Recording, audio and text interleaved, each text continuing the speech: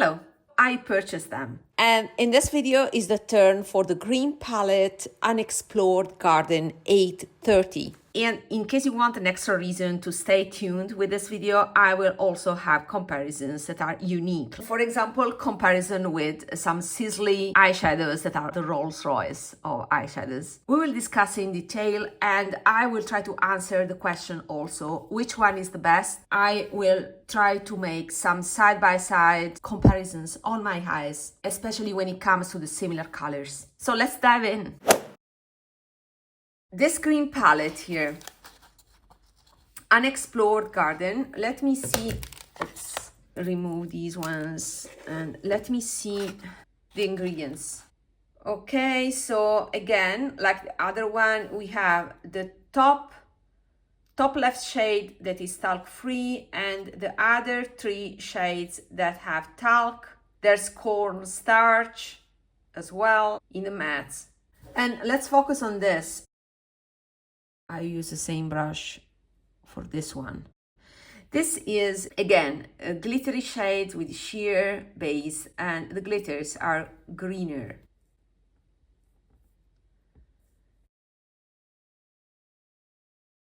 Very nice. It's very nice color. I like the green here. And then we have this matte, and I will use a clean brush for that. Another Refer 1 Max.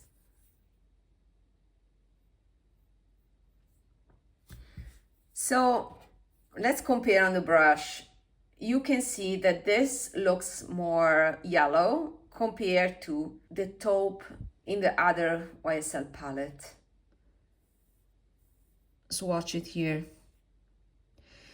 So, as I said, I wanted to try this. I was curious about this palette, so I used this palette all day yesterday. And I have to say, to me, these two taupes are quite similar. In my opinion, on the eyes, they will be the same. The thing is that I really appreciate this. It has gray as well. I can tell from having worn it all day that it didn't turn orange or red on my eyes, so it is great. I've cleaned this YSL brush and I'll swatch the metallic green.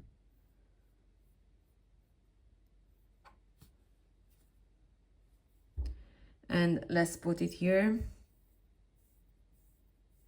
So it's a cool tone green. I see some sage in it that makes it neutral. And there's golden reflect. So it's olive sage, I would say. It's a neutral sage. I like it. I don't have the Tom Ford one. That would be a great comparison. But the Tom Ford green quads are more prominently olive. I mean on the yellow side. And the transition shades are orange. That was my experience with, I don't remember the name now. It's called something like Khaki. I will put the name here. I decluttered that palette because the greens were too dark and the neutral shades were too orange for me. While this one is perfect because it has a very well balanced metallic shade that is smoothing. You see how smooth it is. And the value is the transition shade that is perfect, is neutral. I don't see too much pink. I don't see orange at all. I see a degree of desaturation. I see a bit of gray to contour my eyes. Is fantastic. These two make the quad, in my opinion. And again, is the right part. Same situation as the other palette. The balanced mid-tones that are on the right. And then we have the darker shade. Let me use this brush. Is a dark olive. Oh, nice. I like the fact that it blends out more on the yellow side. I mean, you can definitely tell it's an olive and not a brown. Same characteristics of having a bit of fallout, but is, for me, is great because that means that you can blend it. Okay, so these are the swatches. I think this is a fantastic palette for these two shades, but this is balanced again. And then you have the glittery shade. So let's proceed with the comparisons. As soon as I swatched this, I had one shade in my mind, and is Chantecaille Green here. I have not used this palette enough because this doesn't show, it's a palette that is overpriced, and I always told you that. I like the hard chili formula, but it's the price point that is wrong, it's too high. At half price would be okay, but full price, that is 80 euros, is too much for what it is. That's the truth. Okay, so this is the Chantecaille shade, and let's watch it. Okay. You see how much subtle it is. We are there in terms of shimmers, but the YSL are coarser, more impactful. Let me swatch it again. I mean, I'm all underwhelmed. I mean, the color is that one. The pigment is that one, is the formula difference, and the one by YSL is chunkier. But I didn't purchase the YSL quad for this shade, although it's a nice addition, I have to say. The magic is in these two, in my opinion, for me at least. And let's see this one. When I swatched, as soon as I swatched this one, I thought of two things. One is the SISLEY shade that I have to say I used maybe one time only because of the inconvenience of being a single. I'm a palette girl. I prefer to have all the shades displayed. And although this is very expensive eyeshadow, I think I will depot it, and I will do it with you. So as soon as I'm ready, taking the risk of destroying these very expensive eyeshadows, I will try to depot them and make my own palette of hard chili eyeshadows by SISLEY and Kiko. I need to find the courage and to prepare very well to the procedure. But anyway, let's watch it. As a darker vibe. Wow. So you can see the difference. So you can tell that this is an olive green. You can see all the reflections, and this by SISLEY is much more flat and dark. Is the dark base that ruins, I think, the reflection. So I think that this will shine while wet, because I can see the green reflections. I can see some similarities to this one, but once washed dry, I don't see them. So I will wet my finger and try to make a swatch wet of this eyeshadow. And this Archulé formula is meant to be used also wet. You see how much more yellow you see in this. So let's swatch it here. The problem is that if you wet the eyeshadow, you also get that darker base. So I would say they are different things. This is fantastic if you want to layer it. And if you want a lighter effect, while with the SISLEY one, the shimmer is finer. You can see that the SISLEY one has a subtle sheen, subtle golden sheen, but it's also so subtle that you may miss it on your eyes. That's the difference, and I prefer the YSL because I don't have to go so deep to get that sheen. I see the sheen, but I also get that deeper base, and that results in a darker effect. While with the YSL, I can just add a layer of olive and look olive, not like a gray olive. So there's a lot of gray in it, and that's a pity. So it's different from what you see here. Maybe it's more similar now that I watched it wet, but still I expected a lighter look from the SISLEY, but it's not light at all. You see the difference. So they are different things. I have some Chanel to compare with. One is Éclat de Nuit, and this shade here looks similar-ish. You can find a comparison also by Lexing Young with all the other shades. Personally, I found this a bit disappointing because it developed art pen on me, so I can't swatch it very well. And these two are totally different. So to me, the only meaningful comparison is with this green shade. and is this one. So this is Chanel Eclat de Nuit, and this is the YSL. The YSL, I see more green in it, and that's also what I get on the eyes. This one by Chanel, it has fantastic texture, baked, not baked gelée, not gel to powder, not hard gelée. It doesn't have a lot of green. I don't see green at all. I see gray on my eyes. So that was my complaint. So looking at the pan, I see some greenish gold. On once on my eyes, I don't see the green. I wish there was more green. And I think this YSL shade is the answer to that request that I had. I'm super happy about it. This is great. It's light, it shows as green, and it can be layered. It's a great shade. Okay. Other comparisons. Yeah, this one, this is very green. Is the old fantastic Hard Gelée Empreinte du Désert by Chanel 2016. It's green, of course. This is more grass green, and the YSL is more olive green. You can see the yellow gold in this, right? Other greens here to be compared. One is by Lisa Eldridge, another grass green is different.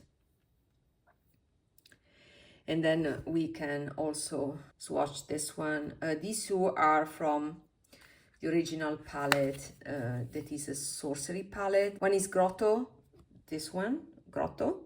And I'm gonna swatch Mage, this one. It's more of a grayish green. Pewter green. And this is the comparison with Yves Saint Laurent. Oh, there's a little bit of sun now.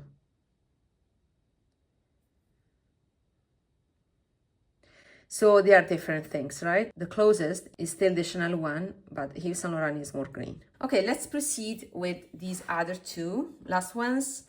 This is a Kiko from the holiday collection and is a golden sage. That's why I wanted to compare it. It's Holiday Wonderlights 04. These eyeshadows are meant to be limited edition, but usually they stick around for a while. Okay, I think this is very close.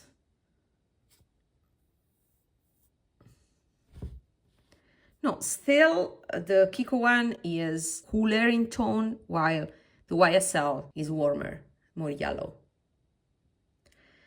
So the Kiko is cooler in the base, and then when you turn the arm, you can see the golden reflect. While the YSL is more reliable in terms of color, it doesn't shift as much. I would say the shimmer is closer in the Chanel, and I don't know, there are two alternatives to the YSL. And finally, I will compare it to this Wycon Visionary Eyeshadow number 8, another Hard Gelée formula. This is much more yellow. Oh, how complex it is. Wow. Can you see the multicolored glitters as soon as it focuses? So there's a complex combination of yellow, gold, and silver, I would say.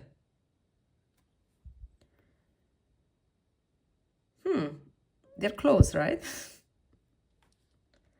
Wow, it looks like it's the closest. Let me shear it out, because definitely the Wycon has a darker base. I think they're close, guys. The YSL, yeah, has a complex combination as well. I can see white glitters in YSL and golden glitters, while the Wycon has this yellow gold glitters and silver glitters. I can see the combination of glitters, the complexity in the Wycon one, and less of that obvious mix of colored glitters in the YSL, but the effect is close, right? So yeah, I would say out of them, maybe the Wycon is the closest, because it has the warmth of the golden glitters that is a feature of the YSL in Chanel, and the Kiko. They were a bit too cold, a bit too cool toned for my preferences, and I like the fact that there's a bit of warmth, more presence of yellow gold in the YSL and in the Wycon as well. And then we have the taupe. So let me clean these and I will try to compare the taupe. So I would say, how different is this taupe here from the one from the other palette, Captivating Dunes 720? Let's find out, right? Same arm, side by side, so we will appreciate the difference.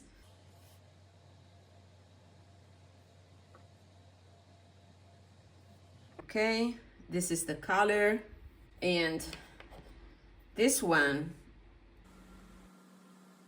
you know what? I don't know, guys, but I think that they're quite close. Okay, I see more gray in this one, Captivating Dunes, compared to Unexplored Garden 830, but they are very close, right? I'm so curious that I would like to swatch one eye with this and one eye with this, and we will play a game. You will spot which one is which. So I have this one, I will place it on my eye.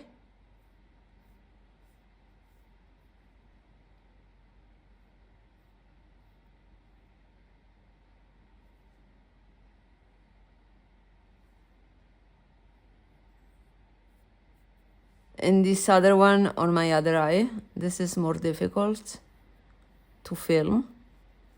So can you tell me which one is which?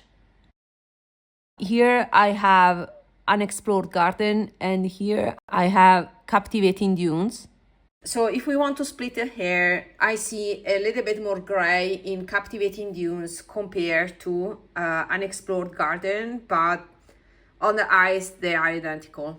So I'm happy to report that even in Unexplored Garden, I don't see too much pink or too much orange. I love this tone, but it's very similar to this one. I would say go for the color story that you like the most. Let me finish the comparisons and then I will tell you which one I would pick out of these two. This color is something that I don't have so often, because I decluttered my green quad by Tom Ford. They were anyway more on the brown side.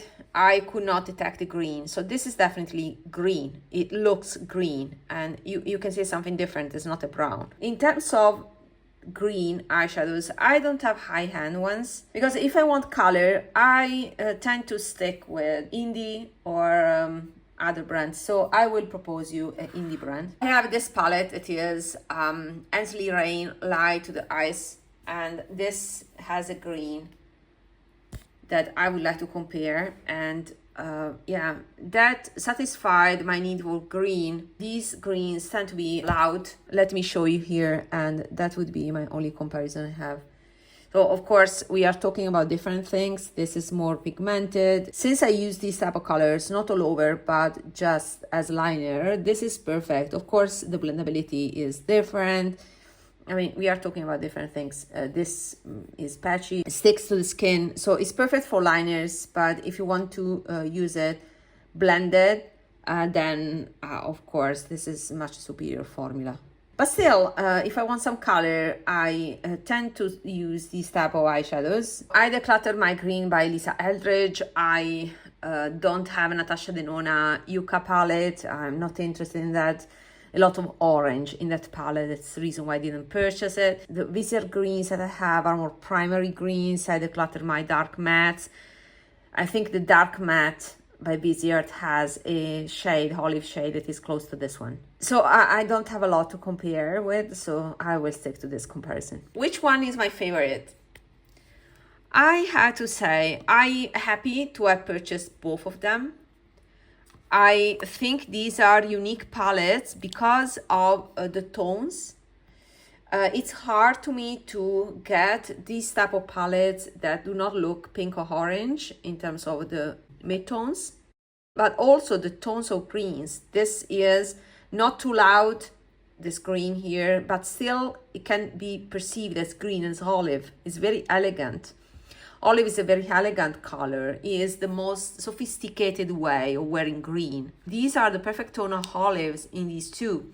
Also, I show you that this green, this metallic green, has the right amount of yellow and is light enough for me, so not too dark. So I think this is a masterpiece, and this would be maybe my pick, just because I have the same mid-tones, perfect for me, and I have a fun shade and two olives that are great. So this is fantastic for neutral to cool skin. If you are warmer, I think that on you this will look less olive. On me it is olive, you see, but I'm neutral leaning cool. If you are warmer in your skin tone, this will look like more of a sage green palette, and that would be unique as well. This one is a masterpiece of how balanced it is my perfect taupe palette. I think we have reached perfection here, because I rely on the two mattes here. I have a glam glittery eyeshadow and a fantastic satiny taupe that is visible on my skin, not too light like the Stora dolls. So this is perfection. Is a staple palette, staple neutral palette, perfect for smoky eyes, perfect for the office, perfect for corporate looks. And this is the perfection with some color that is very elegant. Out of the two, I have to say, I wouldn't imagine this, but the green one is my favorite, but I won't declutter any of these. I mean, even this one is my perfect neutral palette. So yeah, I cannot choose, but if you have budget limitations, you just want one. Personally, I would go for this one, because there's one shade practically in common. They are practically the same shade. After all the orange palettes I purchased, I'm glad I have two taupes that are perfect for me. Guys from YSL, you rocked it. So happy to have purchased. Let me know what are your plans, if you are gonna purchase both of them, if you're gonna purchase just one and which one, and see you in my next video. Bye.